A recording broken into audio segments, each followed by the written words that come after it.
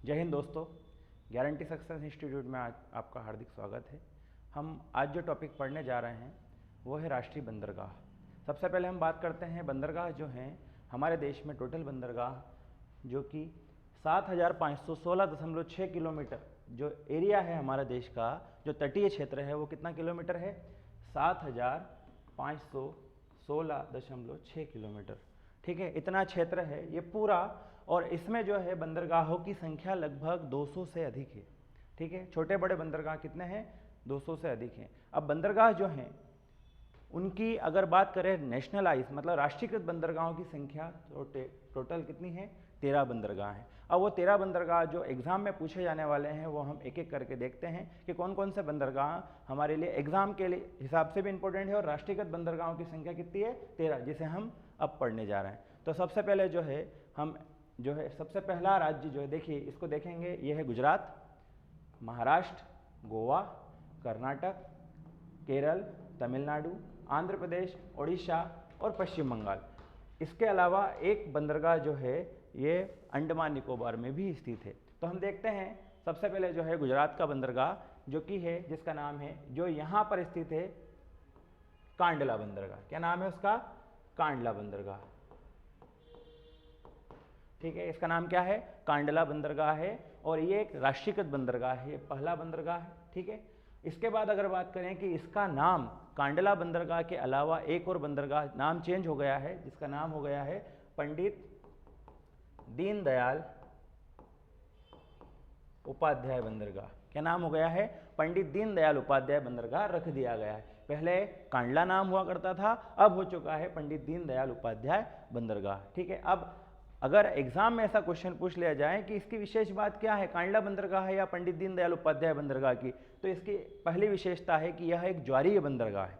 ज्वारीय, जो ज्वार भाटे आते हैं वहाँ सबसे ज़्यादा ज्वार भाटे आते हैं, तो ज्वारीय बंदरगाह है। इसके अलावा दूसरी मुख्य बात है कि गुजरात का बंदरगाह जो कि पंडित दीनदयाल उपाध्याय बंदरगाह है, यह एक मुफ्त व्यापारिक क्षेत्र वाला बंदरगाह है, मतलब टैक्स फ्री कर रखा है इस बंदरगाह को। जैसे हमारे क्षेत्र में अगर हम सड़क परिवहन पर जाते हैं, सड़कों पर जाते हैं तो टोल देना पड़ता है, उसी प्रकार से यहाँ कांडला बंदरगाह पर जब एंट्री लेते हैं तो टैक्स नहीं देना पड़ता है। मतलब मुफ्त व्यापारिक बंदरगाह हमारे देश का एकमात्र बंदरगाह है।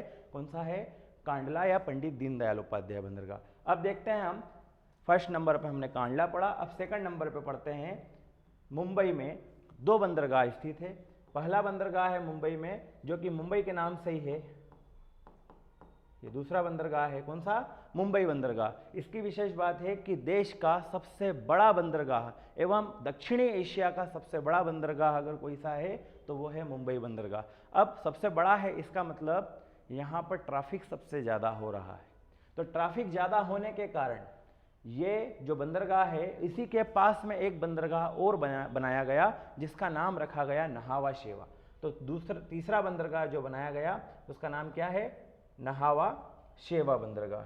ठीक है, नहावा शेवा।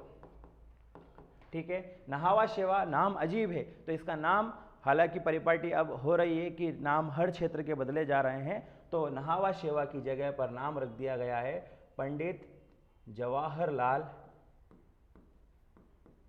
नेहरू। पंडित जवाहरलाल नेहरू बंदरगाह। मतलब हमने अभी 3 बंदरगाह पढ़े गुजरात में, कांडला या पंडित दीनदयाल उपाध्याय, मुंबई मतलब महाराष्ट्र में मुंबई, एवं नहावा शेवा पंडित जवाहरलाल नेहरू बंदरगाह। ठीक है, हमने 3 बंदरगाह जो कि नेशनल लाइसेंस या राष्ट्रीयकृत बंदरगाहों के बारे में अध्ययन किया। अब देखते हैं अगला राज्य जो है गोवा। गोवा में एक बंदरगाह है जिसका नाम है, चौथा बंदरगाह, नाम बिल्कुल आसान है, आपको इजीली याद रहेगा, मार्मा गोवा। मार्मा गोवा।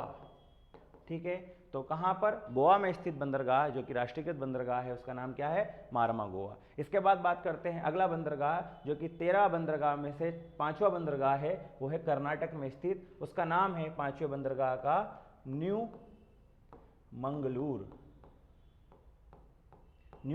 बंदरगाह। ठीक है, न्यू मंगलूर बंदरगाह की विशेष बात है कि यहाँ पर लौह अयस्क का व्यापार ज़्यादा होता है, यहीं से आयात निर्यात किया जाता है सर्वाधिक। तो न्यू बंगलोर बंदरगाह जो कि कहाँ पर है, कर्नाटक में, और हमें पता होना चाहिए कि कर्नाटक की राजधानी बंगलुरु है। ठीक है, तो न्यू मंगलूर बंदरगाह जो कि 5वां बंदरगाह है, राष्ट्रीयकृत बंदरगाह है। ठीक है, इसके बाद देखते हैं अगला बंदरगाह जो कि केरल में स्थित है। केरल में आपने नाम सुना होगा कोचीन, कोचीन कह दो या कोच्चि कह दो। तो एक बंदरगाह जो कि छठा बंदरगाह है कोच्चि बंदरगाह या कोचीन बंदरगाह। ठीक है, तो छठा बंदरगाह कौन सा है, कोच्चि केरल बंदरगाह। ठीक है, इसके बाद अब एक बार इसको जो है पूरा जो कि पश्चिमी क्षेत्र के बंदरगाह, पश्चिमी तट के बंदरगाहों को एक बार फिर से रिवाइज करते हैं कि गुजरात में स्थित है कौन सा, कांडला बंदरगाह। इसका नाम रख दिया गया है पंडित दीनदयाल उपाध्याय बंदरगाह। ठीक है, महाराष्ट्र में बंदरगाह है कौन सा, मुंबई बंदरगाह जो कि सबसे बड़ा बंदरगाह है भारत का।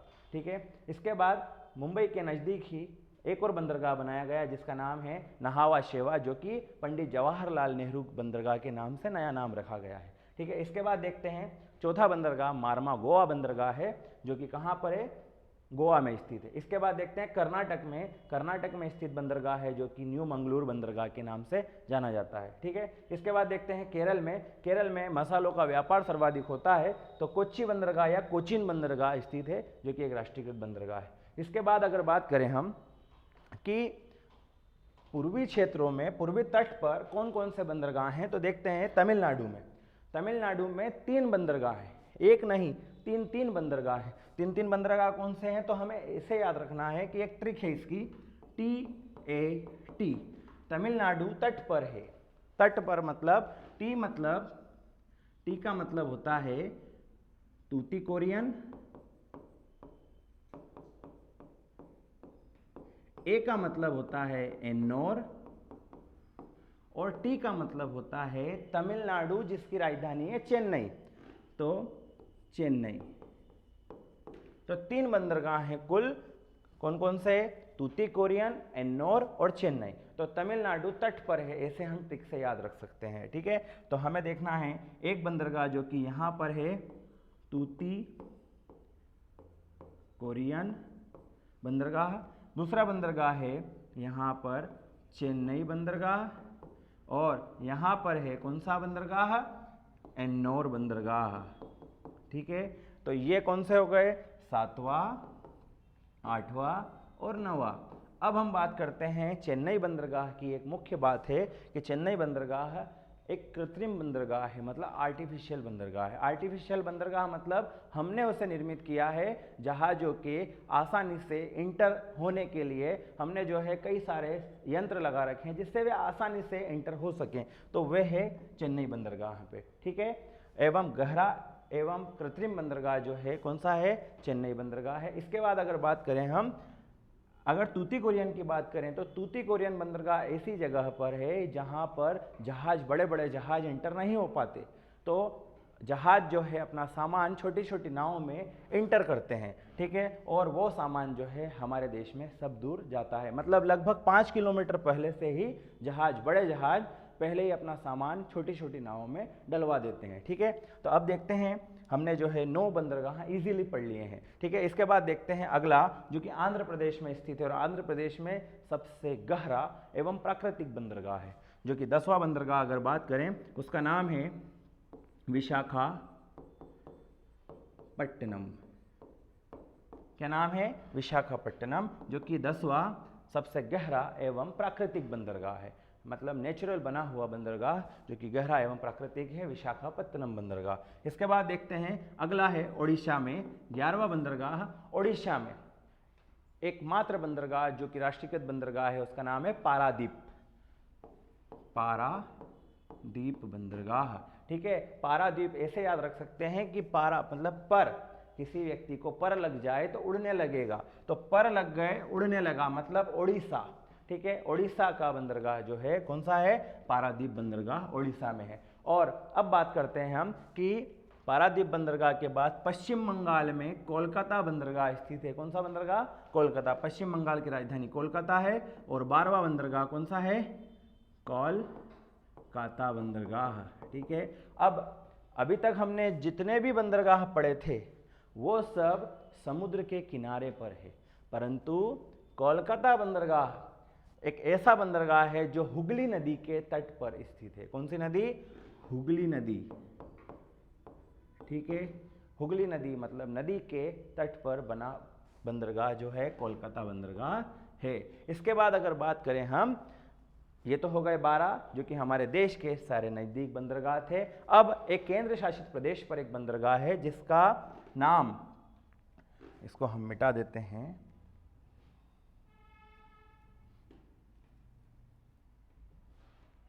देखिए अब 13वां बंदरगाह जो कि अगर बात करें 13 नंबर का बंदरगाह है वो है पोर्ट ब्लेयर, जो कि अंडमान निकोबार की राजधानी पोर्ट ब्लेयर पर स्थित है। ठीक है, तो लास्ट बंदरगाह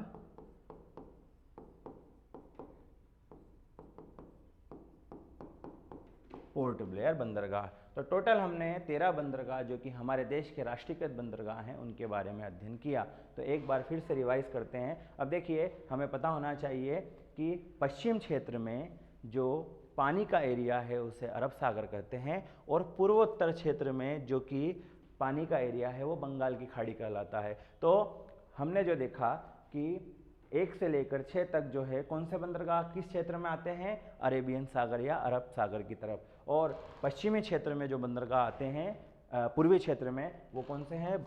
बंगाल की खाड़ी के क्षेत्र के अंतर्गत आते हैं। ठीक है, तो हम जो है एक बार फिर से रिवाइज करते हैं। गुजरात में कौन सा बंदरगाह है? कांडला या पंडित दीनदयाल उपाध्याय बंदरगाह। विशेष बात हमने अभी जानी थी, एक मुफ्त व्यापारिक बंदरगाह या ज्वारी बंदरगाह है। ठीक है, महाराष्ट्र का बंदरगाह मुंबई बंदरगाह है।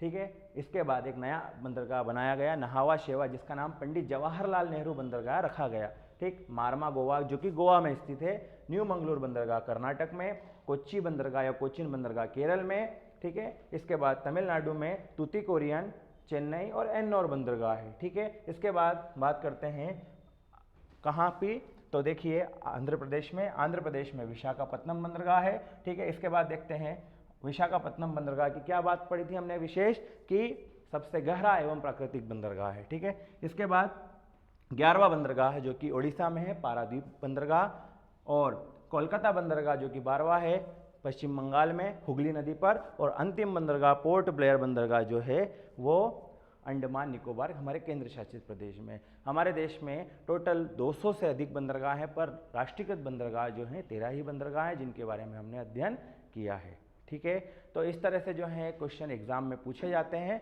और एग्जाम के हिसाब से जो है हम निरंतर आपको कंटिन्यू वीडियोस डालते रहेंगे।